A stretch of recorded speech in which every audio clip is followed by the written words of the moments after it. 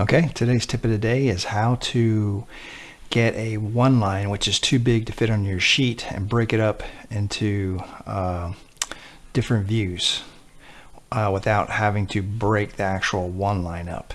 Alright, so as you can see here, I've got a sheet, and what I'm going to do is I'm going to drop this one line onto the sheet, and as you can see, it's too wide.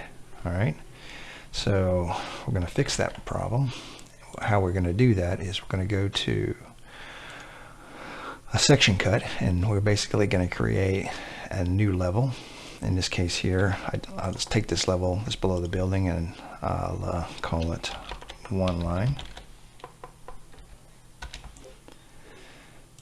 Now I'll go to my drafting view, which had my one line on, and I'll copy paste that out of there onto my one line level, and I'll turn all this off.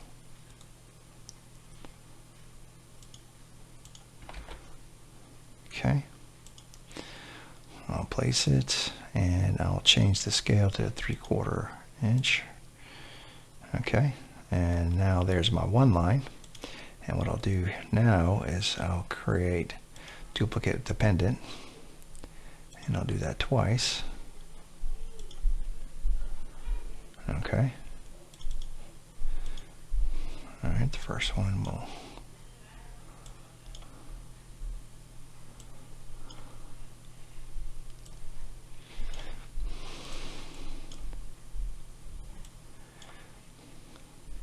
alright, and let's see here, almost done.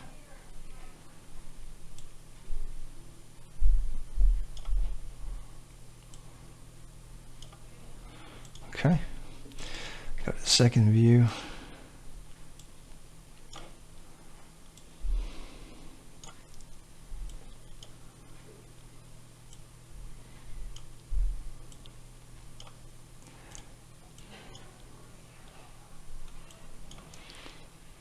Okay.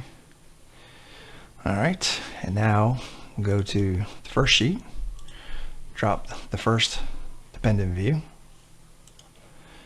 Voila.